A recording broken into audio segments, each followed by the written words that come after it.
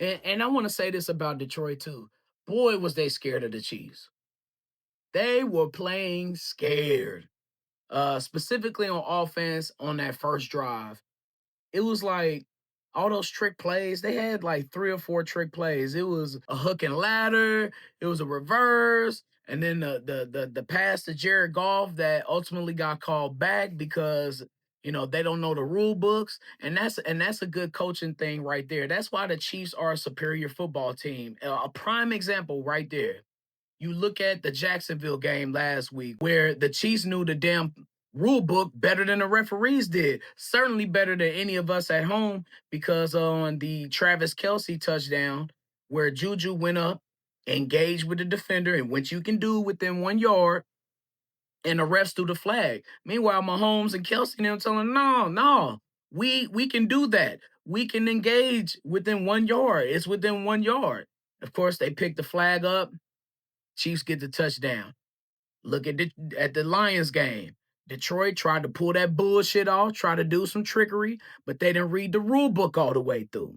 That's coaching. That's being prepared. As many trick plays as Detroit does, you would think that they would know the rule book front to back. They would know every little in and out.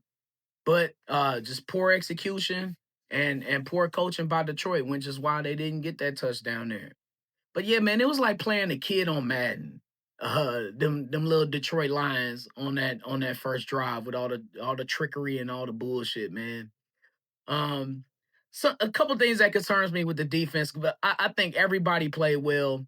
I'll point out my specifics in a second, but this team is not finishing tackles, dog. Last week against Trevor Lawrence, where they didn't finish the tackle in. But Jameer Gibbs in the second quarter, he had a couple like attitude runs where I'm gonna just run right through your face. And sometimes that Chiefs defense they don't match up the intensity sometimes. They've been answering the bell, of course, recently, but it's just been those few moments where I feel like the opponent has been the aggressor.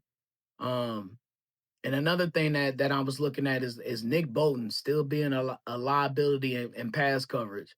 And coming up this week against the Raiders, it's a concern. It's a concern. They got Ashton Genty over there, and then you got Brock Bowers. Now, normally, Nick Bolton is if there's a running back going out on a route, that's him, not normally the tight end. But it's just I've seen Nick Bolton cover tight ends. We saw him against Isaiah Likely last year. It was a prime example. They was abusing him. The opening week game against Baltimore in the 2024 season. But there have been several instances where Nick Bolton really couldn't play great pass coverage. He's a dog in that run defense, though. He is. That's the strength of Nick Bolton. I like to focus on the strength of him and just the strengths of players, period. He's a dog in that run defense. But when it comes to pass coverage, still a liability. But Spags knows how to adjust. He adjusted well to Detroit and what they were doing in the second half because they got shut out. But that's probably my favorite trait about Spags and why he's such a great future Hall of Fame defensive coordinator, probably the best in the history, is that his ego isn't big enough to where he won't adjust to what the offense is doing. You run into coaches who they feel like their system is superior, their coaching is superior. Damn it, I'm not changing what I do. Nah, bruh. You gotta switch that shit up.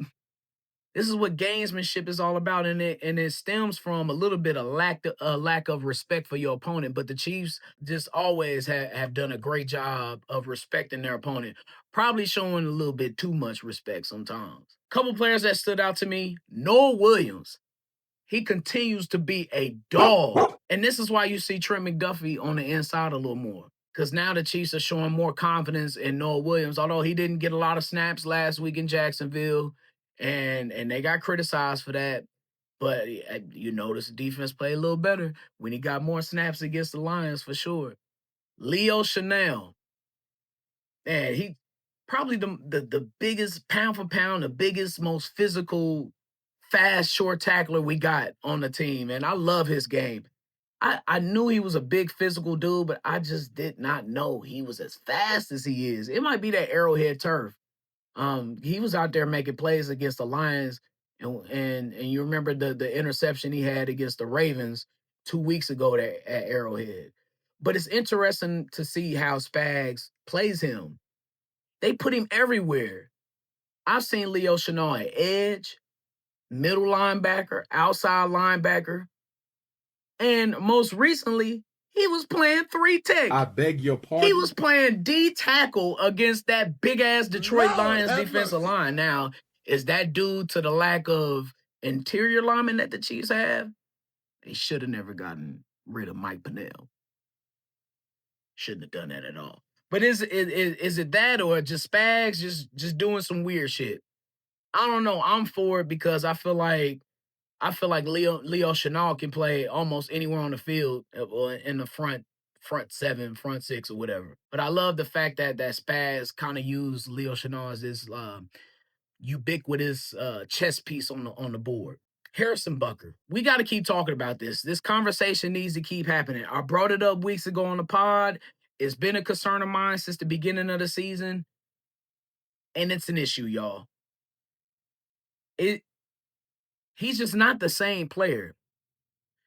And it could be due to a number of things, a number of random things. He's had a number of injuries the past 3 or 4 years.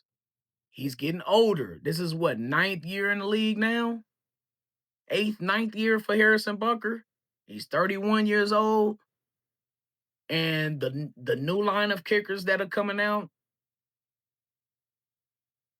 they might be better than Harrison Butker right now. Look, man, he's missed a kick in every single game. Every one. And we're gonna keep this Harrison Butker counter going. We're gonna as long as he keeps the streak going, we're gonna keep it going. Because this is ridiculous, and how he's the highest paid kicker in the league, and the Chiefs can't really get out of that contract justifiably. Not right now. Probably not next year either. So is it coaching? Is it injuries? Is it just is it psychological? I don't know. But it's a problem for the Chiefs right now. Hopefully it won't continue in the playoffs. And then as I wrap this up, man, with the Chiefs, the Brian Branch incident. And I'm gonna make this quick because I don't think that a lot of people are gonna understand my point of view and where I'm coming from anyway. But I felt like he was within his rights to do what he did. Now, was it smart? No. Was it something that I would do? Not really, not necessarily. But let's put all of this in perspective because I think that people are missing some things with this. During the game, JuJu, look, it was a dirty hit. I gotta call it what it is. He blocked the man in the back. He blocked him in the back. You're taught in football on the field, if you can see the nameplate, leave him alone. It was a clear-cut, dirty play penalty, and it should have been a penalty. That should have been flagged for blocking the back. And after the play, I think he kind of took it on the chin, and it was what it was. I think he probably took a mental note. Another part of the game, when Mahomes runs the ball in for a score, he styled on him. He flexed on Brian Branch a little bit. As he went into the end zone, he spun the ball, did his little, Mahomes stuff. And I'm sure that Brian Branch took another mental note of that. Along with the fact that these are the mighty Detroit Lions that are coming in here and they're expected to win. They've been expected to win ever since they came here in that opening game in 2023. They've been, a favorite in most games. They've kicked a lot of ass. They've blown a lot of people out. And now the shoe is on the other foot. Some guys just can't take that. Some guys are not mentally tough enough to withstand that adversity. And your character shows in those type of situations. So we're getting styled on, we're getting blocked in the back, getting your ass whooped. national TV, you're a young team, you full of young guys, whatever. Look, it was bound to come out, man. That was bound to happen. And then the thing that set him over the top was, at the end of the game when they're dapping up or whatever. Okay, Mahomes tries to dap him up, but he ignores him or whatever.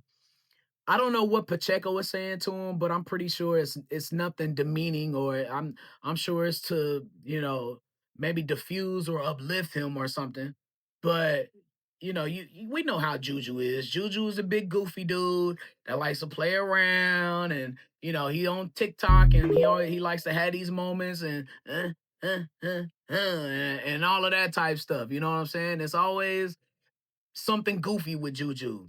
Brian Branch saw that man at the end of the game, and he thought it was sweet. Juju thought things was sweet, because if you look, you see Juju kind of extend his hand for a dap. That's when Brian Branch stole on him. He had enough. He didn't want to see no more goofy shit. He wasn't trying to be friends. It would have been best if he did not see Juju after the game. So was it premeditated? I don't know, but I know it was probably some mental notes being taken. Like, man, this dude's a sucker. He blocked me in the back. That quarterback, best in the world, is styling on us on national TV. Forget it. After the game, he apologized. The play and refs don't catch it. Like, they be trying to bully me out there. Should have never did it. Those charges. How do you process the way it went down for you guys tonight? Just having a winning streak snapped and coming in here against a tough opponent. We beat ourselves, honestly. What happened between the play? What are you referring to? I got blocked in the back illegally, and it was running the ref. The ref didn't do anything, and just stuff like that. And I could have got hurt off of that, but I still shouldn't have done that. So That was at the end of the game. You're talking about somebody hit you in the back? JuJu hit you in the back? Yes. So JuJu in particular was the one that hit you? Yes. Yeah. What are the other things that they were doing just in terms of maybe rubbing it in at the end? Yeah, there was a lot of stuff, but I should have showed it between the whistle, not after the game, and I apologize for that. What sort of discipline, if any, do you expect from the league, or do you gotta hope there's nothing I else? don't know. Honestly. Again, not the smart thing to do, because you cost your team, and you're going to get suspended one game now. Look, as a man who sometimes gets frustrated and can experience some things like that in life. How many times where you going through a rough ass day where things are just going wrong left and right, and then you come home and then the house is dirty or something. Come And then on now, dog. you explode, you go off. There are times like that, man. We all human. So Brian Branch, I understand why you did what you did. I get it. I'm in the minority on that, I know, but I'm used to that. Come on, man.